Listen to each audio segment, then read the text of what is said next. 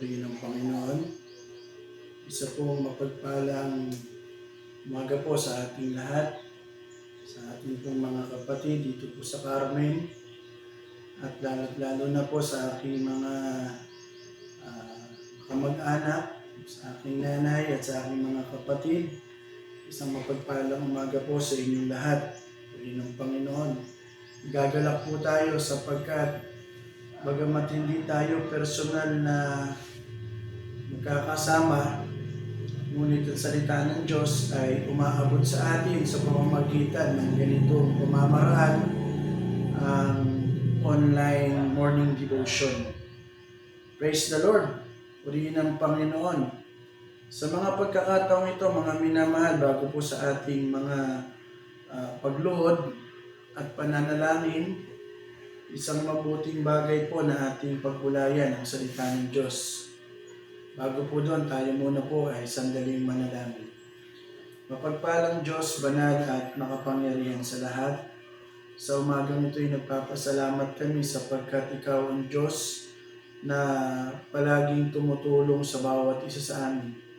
Pagpalain mo po kami, Panginoon, na kami o Diyos ay lalong makipamagitan sa iyo sa pamamagitan ng aming mga pananalangin at mga daing. Pagpalain mo po ang bawat isa sa amin sa matamis na pangalan ni Jesus. Amen and amen. Praise the Lord, purihin ng Panginoon. Kahapon ang atin pong pinagbulayan ay may kinalaman sa pag-iingat ng pananampalataya. Mahalaga po na ating maingatan ang ating pananampalataya sapagkat katumbas po nito ay ang ating kaligtasan, ang buhay na walang hanggan. At paano lamang natin ito maiingatan? Kung tayo ay magiging matibay sa pananampalataya. Praise the Lord! Kaya sa mga oras na ito, atin pong pagbubulayan ay mababasa po natin sa aklat po ng Gawa, 2 ang talata ay 42. In Acts 2, verse 42, ang sabi po ng salita ng Diyos ay ganito: At sila'y nagsipanatiling matibay sa turo ng mga apostol at sa pagsasama-sama at sa pagpuputol-putol ng tinapay at sa mga pananalangin. Purihin ng Panginoon. Pagdating sa larangan ng paglilingkod sa Diyos, nangangailangan po ng bawat mananampalataya ay maging matibay. Purihin ng Panginoon. Bakit po kinakailangan nating maging matibay? Sapagkat tayo ay makararanas ng iba't ibang mga pagtitiis alang-alang sa paglilingkod. Kaya nga sabi sa aklat ng Mateo 24, ang talatay 6, ang sabi, ang magtiis hanggang sa wakas ay siyang maliligtas. Purihin ng Panginoon. Kaya yung assurance ng kaligtasan ay bunga ng pagtatagumpay natin sa ating mga pagtitiis. Sa katunayan, ang sabi sa ikalawang Timoteo 2 ang talata ay 3. In 2 Timothy 2 verse 4, ganito ang sabi. 2 verse 3, purihin ng Panginoon, makipagtiis ka sa akin ng mga kahirapan na gaya ng mabuting kawal ni Kristo Jesus. Kaya bilang tayo ay mananampalataya, bilang tayo ay mabuting kawal ni Kristo, tayo ay dadaan sa mga tiisin alang-alang sa mga paglilingkod. Kaya kung titignan natin, yung ating mga tinatawag na martyr saints, sila itong dumanas ng mga mabibigat na tiisin alang-alang kay Kristo. Gaya ni Esteban, pinagbabato hanggang siya ay mamatay. Ang ilan sa mga apostol ay sinunog, ipinakain sa leon. Maging ang ilan ay ipinako ng patiwarik. At ang Biblia ay nagsasabi na walang kawal na makahihigit sa kanyang Panginoon. Kung ang ating Panginoon ay nakaranas ng mga pagtitiis, katumbas ng kaligtasan ng sanlibutan, tayo din naman ng mga mananampalataya ay hindi exempted sa mga tiisin para kay Kristo. Kaya sabi ng salita ng Diyos, makipagtiis din naman kayo gaya ng mabuting kawal ni Kristo. Ngayon, magiging matagumpay lamang tayo sa mga tiisin sa paglilingkod kung tayo ay magiging matibay. Sapagkat kung tayo ay hindi matibay, hindi natin makakayanan ang anumang mga pagsubok na maaari nating kaharapin. Pero sabi nga ng salita ng Diyos sa aklat ng Roma, na tayo ay higit pa sa mapagtagumpay. Purihin ang Panginoon. Ngayon, ano ang kapamaraanan upang tayo ay maging matibay kay Kristo? Ang sabi ng salita ng Panginoon sa talatang ating binasa, sa Gawa 2 ang talatay 42, manatili sa turo at aral ng mga apostol. Purihin ang Panginoon. Yang turo at aral ng mga apostol ay hindi nagmula sa tao. Gaya ng sinasabi ni Apostol Pablo sa aklat ng Galacia, 1 ang talata ay 12. Sapagkat hindi ko tinanggap ito sa tao ni tinuro man sa akin, kundi aking tinanggap sa pamamagitan ng pahayag ni Jesucristo. Kaya yung turo at aral na itinuturo sa tunay na iglesia ay turo at aral na ipinahayag ng Diyos sa kanyang mga apostol. Purihin ang Panginoon. At pag tama ang turo at aral, ibig sabihin tama ang iyong pananampalataya. Ngayon, kapag hindi turo at aral ng mga apostol, maaari ba na ang pananampalataya ay maging makabuluhan? Basahin po natin sa aklat ng Marcos 7 ang talatay 7. Datapwat walang kabuluhan ang pagsamba nila sa akin na nagtuturo ng kanilang pinakaaral ng mga utos ng tao. Nilisan ninyo ang utos ng Diyos at inyong pinanghawakan ang salit-saling sabi ng mga tao. Kaya kapag hindi turo ng mga apostol, ang sabi ng salita ng Diyos, walang kabuluhan sapagkat yan ay turo lamang ng mga salit-saling paniwala ng tao. Pero yung mga turo ng mga apostol ay mula sa pahayag ni Kristo. Purihin ang Panginoon, kaya kapag tayo ay matibay na nanatili sa katuruan ng mga apostol sa loob ng church, ang sabi, mananatili kang matibay. Praise the Lord. Ang pangalawa, mananatili tayo sa mga pagkakatipon. Ang sabi sa aklat ng Hebreo, 10 ang talata ay 25. Na huwag nating pabayaan ang ating pagkakatipon na gaya ng ugali ng iba, kundi mag-aralan sa isa't isa, lalo na kung inyong namamalas na nalalapit na ang araw.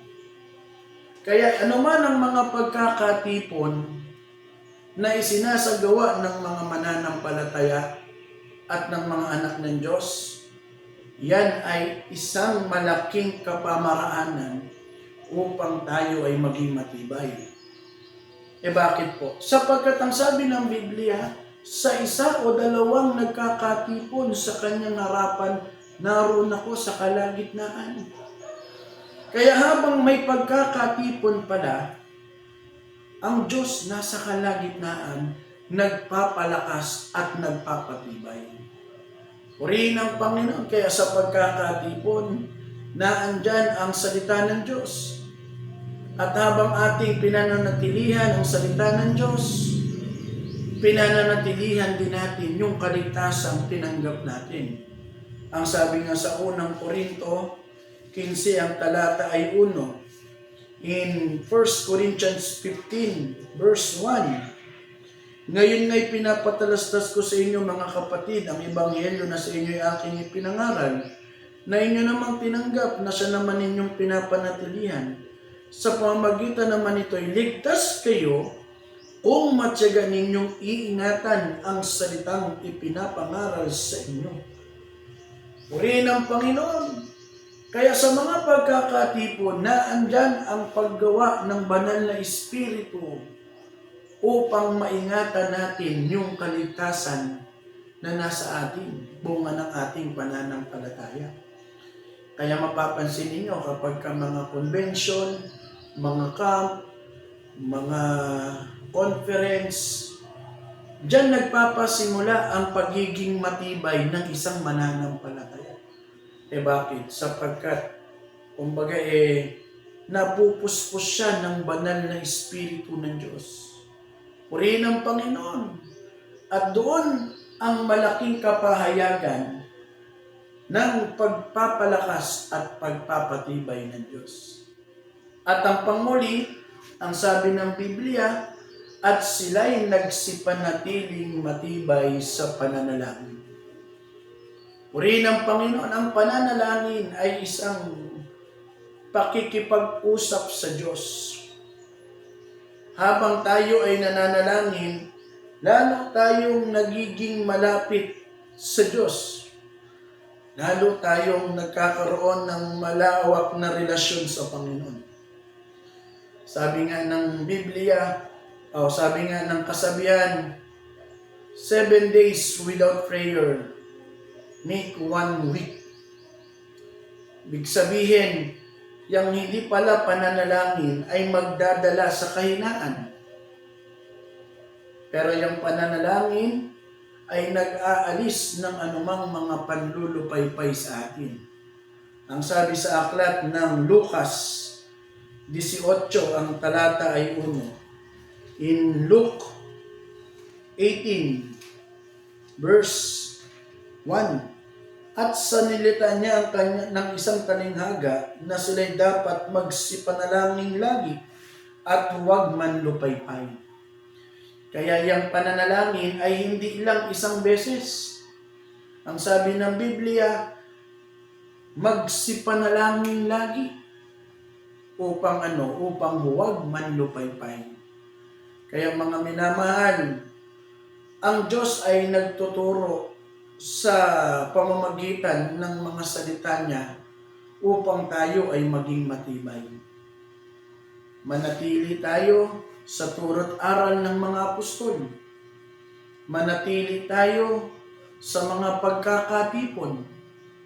Panatilihan natin ang pananalangin. At anumang mga pagsubok at anuman ang mga tiisin na maaaring dumating sa atin, tayo ay magiging matagumpay sapagkat pinagtibay tayo ng Diyos sa ating pananampalataya. Kaya mga minamahal, maaaring marami tayong mga tiising nararanasan na wari na kapag papahiwalay sa atin sa paglilingkod.